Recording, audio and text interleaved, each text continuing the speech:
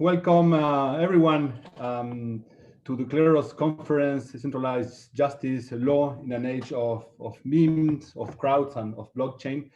I am Federico, I am CEO at Kleros, and I am going to be your Master of Ceremonies today. We will discuss lots of different things regarding to the future of law, of justice. So we will have lots of different speakers who will cover many topics. We're very happy to have you here, and well, let's just get started with a bit of the history of Kleros and of blockchain and law. You can see my screen, right? All good? Everything is good, Fede. Great. So this story starts in the 1990s with Nick Szabo when he writes this paper about smart contracts and this new way to build a legal system of automated agreements that self-enforce. Nick Szabo, at that moment, he didn't think of smart contracts working on blockchain because there were no blockchain in the 1990s. But in 2008, as you know, we get this great paper by Satoshi Nakamoto, which introduces the concept of blockchain and the technology. And then, as you know, Vitalik Buterin brings the concept of blockchain into the smart contract world, right? By a more sophisticated language for programming new kinds of agreements and to give birth to lots of new types of economic realities that were not possible before. Economic realities that are going to be the cornerstone of the digital economy that is being built as we speak.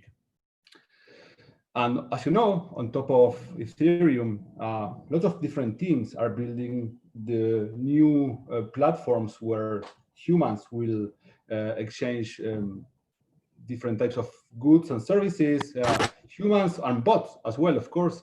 And so this Web3 ecosystem is being built at this moment by different teams from all over the world.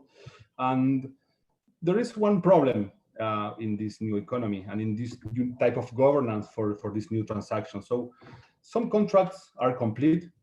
They can be just read by machines and they don't need any human interaction, intervention to work. But some other type of contracts are ambiguous and they are open to interpretation. And lots of the platforms and the new marketplaces where this new decentralized economy is being born, they will have lots of different type of disputes or situations that require humans to interpret clauses of an agreement, which is what historically courts have done, right? And the problem is that the smart contracts are smart enough in order to self-execute, but they are not smart enough so to resolve the subjective interpretation situations that are going to arise in these new platforms. So let's say, for example, as we always use this example at Kleros, Alice hires Bob to do some software development work for her. So she can go to escrow.kleros.io. This is an escrow solution that enables anyone to build different type of contracts with service providers, and then she goes there and she sends some payment in cryptocurrency into an escrow account, and then she agrees with Bob that if some issue were to arise with this agreement, with this contract, there would be an arbitrator called Kleros. This is similar to how arbitration agreements operate in these days. You know, parties agree if some dispute happens, or there's going to an arbitration seat, and in this case, Kleros is the arbitrator, right? And so the money will stay locked into the escrow until the situation, so the contract ends, either because both parties are happy or because there is a dispute that is going to be resolved by the arbitrator. So in this case, there is a dispute indeed, because she claims that Bob didn't comply with the contract, and Kleros is going to select in an autonomous way a number of jurors who are going to analyze the evidence. They're going to see the contract, they're going to see the product that was delivered and any other evidence applicable to this case, and they're going to vote who is right. So here you can see a bit the interface where jurors vote in Kleros court. And so in this case, they voted that Alice was right. So the money that was locked into the escrow is going to be sent to her, And so this brings final, ends the situation with her being reimbursed. And in this way, Kleros was able to provide a very important infrastructure service to this global economy of digital agreements, right? So the first important feature to remember about decentralized justice is that this is a system that is built on blockchain, right? What does this mean and why this is important? Because all the procedure for the dispute resolution is going to be encoded into a distributed network, and nobody can tamper with the way, so with the evidence. No one can replace a piece of evidence by another one, and no one can arbitrarily change how jurors are selected. So everything is going to happen as it was coded at the beginning. And this brings to decentralized justice a very important feature that we would want to have in every legal system, that is rule of law. You know, the procedure is going to be done exactly as it was meant to be done, and no one can tamper with it. So feature one then of decentralized justice is rule of law provided by blockchain technology. So another interesting question to answer here. Okay, so how do you select jurors? In this case, let's think of this woman. She's a software developer from Vietnam, and she has a job, and she works on her job during the day, and at night she wants to make some extra money on the side, and she wants to make money by being a juror in cases happening in Kleros. So for this, she needs to get a token called PNK. The name comes from the inspiration from the name that the ancient token had in the ancient Greece to select jurors for their popular trials. So PNK is the token that she needs to get in order to be a juror. It's like a lottery ticket that gives you the right to be drawn as a juror in cases in the Kleros platform. And then Kleros has a lot of different courts, and then you, this woman, she takes the token into the court where she wants to work, and then she's going to be drawn. So many other people deposit the token, and then let's say 5 are drawn as jurors in the case. So these guys are going to have the opportunity to see the evidence and to vote who is right in the situation. Quite magical thing of Kleros is that these people, they don't have to provide any proof of identity, and then they don't have to provide any proof of expertise as to be selected as jurors in the court, right? And this is very a peculiar way of Kleros working compared to traditional legacy legal systems, right? How can it be possible that anyone can, just by having the token, be drawn and resolve disputes, right? This is something that when I speak to lawyers, it sounds like a really weird thing to them. But the way in which Kleros works is a bit different from traditional legal systems, and it's based on game theory. As you know, it's a branch of economic theory which deals with how agents behave strategically in different situations. And in particular, Kleros is inspired in the work that was done by this gentleman called Thomas Schelling, Nobel Prize in Economics 2005. And he developed this concept of focal points that relate to how people coordinate when they have to make a joint decision and they cannot communicate or they don't trust each other.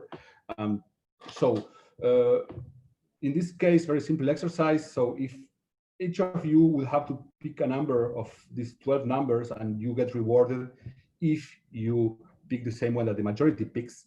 Let's say you make $20, and if you pick a different one, then you make nothing. So most people will pick the 1,000 because it looks natural, and they expect others to coordinate in that number. And so this generates a situation where when each of us choose independently, we tend to coordinate into this number, and this is the focal point in this exercise. So bringing this logic into Kleros, the main insight is that if you put a number of jurors to analyze the same type of evidence, the same case of the same contract, the same product that was developed, and they have to vote independently under the incentive where they have to choose what the majority chooses. So the Schelling point, so the more distinguished choice that these people can do is the truth about the dispute. So, and this is the application of the Schelling principle, the Schelling focal points principle, into the justice world. And this results in a situation where users trying to game the system will lose money.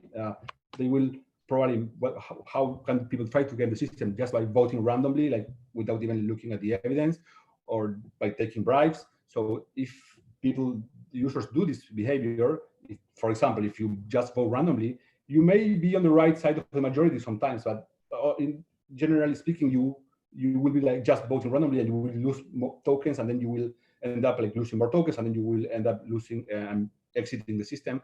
But if you take the time to make an honest choice and see the evidence and really apply your knowledge to solve the dispute in an honest way, then you will be more likely to be in the right side of the majority and then make more money than what you lose. So in the end, you're going to be able to mine, if you want to mine money by providing justice to the world. So you may be in the wrong side of the majority at some times, because these are issues of interpretation and answers are not very clear cut, but over time, on average, you will tend to make more money than what you lose.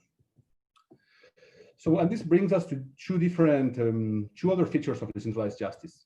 First, it's collective intelligence. The people who participate in the dispute resolution, they are members from the community, and they are crowdsourced. People self-select into the courts where they want to work, and then this random selection algorithm selects them depending on how many tokens they have staked. So this is a way in which communities are pooled in order to help into resolving disputes, which is in some way a very old principle coming from the Middle Ages and the law merchant that used to use other merchants as jurors in trade disputes. And the third main feature of decentralized justice is the cryptoeconomic incentives on which it relies. This is, of course, as you saw, very different from traditional courts. And the incentive system is thought in such a way that the individual gain of each individual juror is going to be aligned with its ability to produce justice and its ability to bring fairness to the system as a whole, right? So this is the third and very important feature of what makes decentralized justice.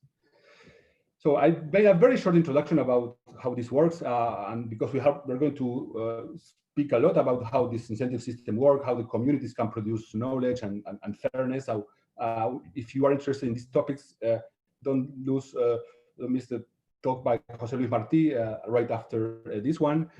Then you have a bit later today Eyal Winter, who is an expert in game theory, and he's going to discuss how rationality and emotions can mix into these decentralized justice systems.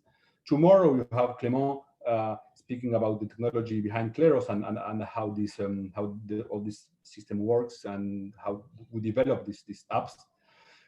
Tomorrow as well, you have William, if you are interested in learning more about the details of the incentive system and the research challenges that we have when we develop these mechanisms. So you can miss William's talk. So basically, Kleros is a court that can solve different types of disputes of many kinds. But these type of disputes are or can be classified in three main kinds: curation, escrows, and oracle kind of disputes. The escrow use cases I already mentioned before, the escrow app that you can use to hire contractors. This is going to be backed by dispute resolution done by Kleros. There is another app that we developed, this kind of escrow with some curation, also topics, called Linguo, that is specifically targeted as to a market of translators. So if you want to make a translation, you don't know if the guy who's going to be the translator is going to do a good job. So you can use this, and then in case there is a dispute, Linguo is going to send the dispute to Kleros for resolution. If you're interested in learning more about this, you can't miss tomorrow's talk by Enrique Barcelos, who's the key developer of Linguo, tomorrow, Friday, at 1950 UTC. Then there is another app that anyone can use to create any type of dispute they want. It's called the Dispute Resolver. And if you want to learn more about this one, Ferit is going to speak about this tomorrow at 2030 UTC. And then we have this other big box of cases that is curation. Curation, the first use case we did of curation, so was actually the launch of Kleros on the mainnet on July 2018. We launched a pilot to test how Kleros worked called Dodges on Trial. And it was a curated list where users could send images that others could see and challenge them. And jurors had to decide what images were acceptable into the list. And so in so people had to send Dodge images. Of course, the Dodge image is referring to the dog. And so others could see if the image that was submitted with a deposit had to be accepted into the list because it complied with the guidelines or not. And so users had the incentive to send a lot of images of different Dodges in order to collect a small reward. But the main incentive was try to get a cat into the list and fool jurors to have it accepted there. And if you could do this, you could make 50 ETH, okay? And so this is a bit of a show of what people sent. These are submissions that were accepted into the list, and they all look like a bit like Dodges. And then these are some of the images that were rejected because they didn't comply. So people were very creative. See, like some photoshopped Dodge with a cat, and others put this mask on the cat. So people were arguing on Telegram whether an image should be accepted or not. And so some people tried to bribe jurors. Some examples of bribery attempts that didn't work.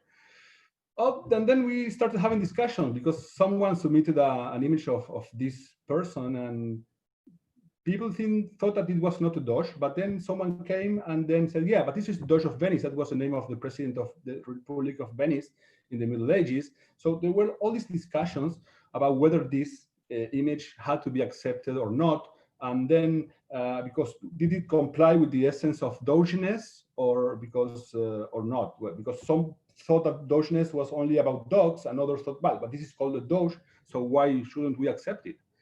So, and there was another image that introduced more complexity into the issue. It was a person that not only we had the discussion of whether this was a Doge in the sense of the Dogeness appropriate to the list, but also the factual situation whether this person actually had been a Doge of Venice or not.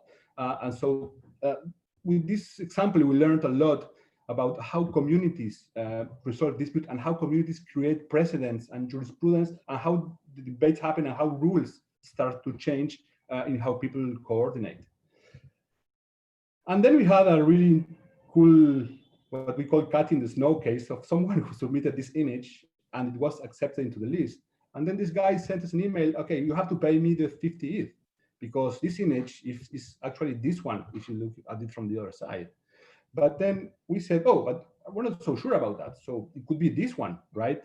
And so what we did is a trial, basically an escrow trial between the Kleros cooperative team and this guy. And so the question that we ask is, does the image clearly show a cat? And there were lots of discussions. So some people thought, well, you know, these ears are not like a cat ears, but this, yeah, but the footprints are footprints of a cat. But yeah, but then how do you know these footprints are from this animal and not someone putting a cat on? So there was all of these different situations or discussions. You want to know who won? Join Telegram group, and you can ask there who won this first decentralized trial of all time. If you want to learn more about how these situations of these trials of communities happen and how memes are relevant in these discussions and all this, you cannot miss Stuart's talk today at 18:20 UTC. He's going to address all these issues of how people try to convince others in online trials and the role of memes and etc. So Dogecoin trial was very fun, but that was only a test. In March 2019, we launched Tokens by Kleros, and you know we are in a world where more things are going to be tokenized, and you all know about the rise of DeFi, and you all know also that there is lots of people trying to scam others on the internet by submitting false tokens. So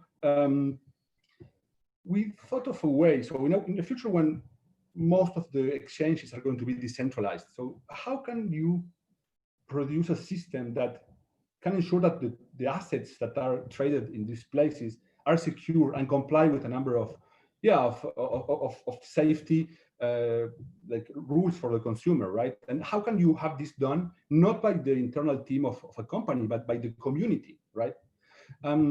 So we launched tokens by Kleros that is live in these places, a token registry of tokens, where if you want the token to have to be in the list, you have to make a submission of a proposal to have the token listed, and you make a deposit as well.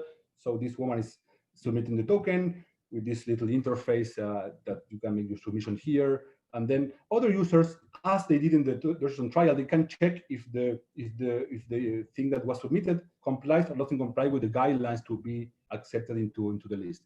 In this case, no one challenges the token, and then the submitter receives back the deposit, and the token is accepted into the list. Of course, this is a good token because it's a PNK. No one would reject this one.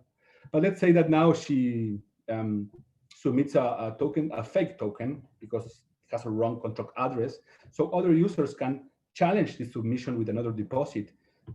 Here is the interface where people can challenge the submission. And then what happens, of course, this goes to dispute resolution in Kleros, where a jury is going to determine whether the submission complies or doesn't comply with the guidelines to be listed. So in this case, they say that it doesn't comply, so the token is removed from the list, and the deposit, and the challenger gets the deposit of the submitter and recovers its own deposit, right? And that was a very simple list, but then you can make it more complex and add badges for a token to comply with a number of specific like situations that you want it to comply. For example, being an ERC20 token, or in this case, we did a very interesting application with Finex. So there was a number of rules that Finex determined that they wanted tokens to comply in order to be submitted to their governance process to vote on them. So it was a filter. So if you want to list at Finex your token, you have to first have the Finex badge into the Kleros token registry, and then community will vote of all those who get the badge. So there was a quite comprehensive set of rules, and we have like lots of good stories that you will learn about in the Stewart talks for sure. But you will let me just tell you about one. So Barter Chain, someone submitted this token, and well, for challengers to see, and they found that there was some guy called Scott Bingley apparently having like social media like fake profiles, and he claimed to be part of some like blockchain Oxford group. And someone, I think a challenger or a jury, called to Oxford and asked for this guy, and they like said, no, we don't have no idea who Scott Bingley is, and like there's not a like Oxford blockchain group here. So that was a way in which the community detected this fake submission, and this token was removed from the list. And as you know, Uniswap recently introduced token lists in order to prevent fake tokens to be listed there and to bring more safety to consumers and to users. And so one of those lists is the Kleros list, where you can submit your token, as I explained before. And it has like 500 tokens listed, so it's the most comprehensive token list so far, I think, of all the others. So you want to learn more about this use case, please visit tokens.kleros.io, and then you can learn more, and you can submit your token and see all the badges that are now available. If you want to learn more, of course, about this, please don't miss the talk by Will Harborn, who is going to speak about DeFi and compliance and diversifying in Kleros. And Will, of course, we did together the badge of Finex, so that was with him that we did this first experiment, and worked very well. So you can learn a lot more about how curated lists can help in compliance into the decentralized ecosystem. And of course, later, last talk of today, we are doing a fellowship with the Maker Foundation to have a researcher do a comprehensive research about what would be the framework that we want to an asset that wanted to be collateral of the DAI, like, what would be the features it should have, and what would be the guidelines for the community to accept new tokens into the multi-collateral DAI? So tonight you can check. This is going to be a very short talk, just presenting the fellowship. Applications are open now, and you can apply until Monday night. Okay. So we have this really good test of how Kleros could work for curation. So why don't we apply it to other things? Why not to produce a proof of humanity, a list of humans that you can use for lots of different use cases? We are going to speak about that tomorrow at 18:30 UTC. Santi is going to make a presentation about the humans and the problem of identity on the blockchain. And then Enrique, our developer, he is going to explain how the proof of humanity system works based on the curation ideas that we learned starting from versions on trial and then with the tokens, right?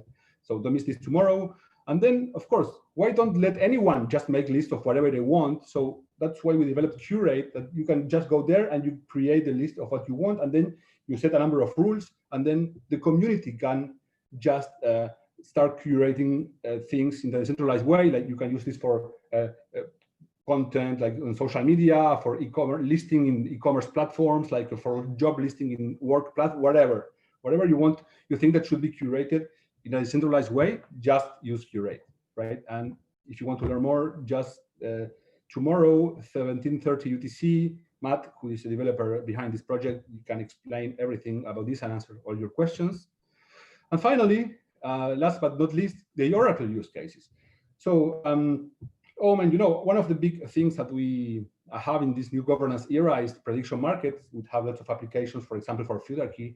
And prediction markets require sometimes the future solution because there is some uncertainty about how what was the factual thing that happened after that will clear the market and will distribute the prize money to the different parties.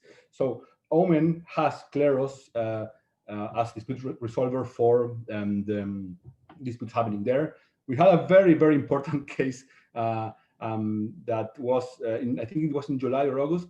It was, will there be a day with at least 1,000 reported corona death in the US in the first 14 days of July? So that case ended up in a Kleros court because there were different sources that said, some said yes, some said no. And so this was the very famous or infamous case 302. It was the biggest case Kleros ever so far, with over 500 jurors. You can see all the memes and, you know, lots of discussions there. So I'm sure Stuart maybe can explain a bit more about that in his talk. Now there is a potential one that could end up in some similar situation. As you know, the US situation. So will Joe Biden win the 2020 United States presidential election? Well, hopefully it doesn't need to go to the solution, but that may end up going there. So in Kleros is going to make the decision on which is the right answer. Want to learn more about oracles and Kleros? You can go to this talk tomorrow. Clement, Edmund, and Alex Edmund is from Realisio, and Alex is from Gnosis. So you can learn more about our approach to oracles. So to start closing this talk, so I don't take much more time, the big vision we have at Kleros is like becoming this DAO court for all these DAOs that are starting to pop up and becoming the distributed solution system for all of the decentralized ecosystem in all of the different kind of use cases. And this is a bit like what Kleros looks like now in the distributed solution ecosystem. You know, there are different things are connected to Kleros and to different apps developed by Kleros. When I did this same chart early this year for my Ethereum London talk, like it was like less populated. So I'm very happy to see more very good projects connected into Kleros, and so it's great to see it growing. And we hope like this is going to grow a lot in the coming times. And also there is a program I'm very proud of, which is the Kleros Fellowship of Justice. Basically, we have some ideas of what are the use cases of Kleros, but like we don't know all of them because there are so many. So we created this program in August 2018 to have people coming and do some research about how they could apply Kleros into different types of situations. Like, for example, Dimitri, I saw him in the audience, so Dimitri studied whether Kleros could be seen as compliant with the traditional arbitration mechanisms of the New York Convention. Abir, who is going to speak this afternoon, he's going to, he did a research about Kleros for arbitration in oil and gas, but today he's going to be speaking about Kleros for IP disputes in the context of WIPO. So there are others. Mauricio, who's going to be this afternoon, he's going to speak about Kleros for peer-to-peer energy disputes in peer-to-peer networks. And then we have, this is the third batch of the fellowship, and here you have, well, I'm not going to go through all of them, but they did like really interesting research about different topics. Most of them are lawyers. And yeah, so if you're interested into also coming and doing some specific type of research about some case that you want to research about Kleros, the fourth batch of the fellowship is now open, so you can apply. So yeah, you can apply on our website. If you want to learn more about these use cases that were developed by different fellows, don't miss tomorrow with the moderation of Damian. Today, it's today, 1850 UTC. Abir, Mauricio, and Luis are going to discuss some of the insights they found from the research about different use cases. And then for all who are more interested in all the legal aspects of Kleros, and don't miss this excellent talk, panel actually moderated by Sophie Nappert, who is a really well-known and very respected arbitrator from the traditional world. And so with Jose Torres, a Colombian lawyer who is also an ex-Stanford fellow in the Stanford Legal Design Lab. And so there's going to be also me and William O'Rourke, who is a lawyer based in France, specialist in crypto. So this is going to be an excellent panel to come to see.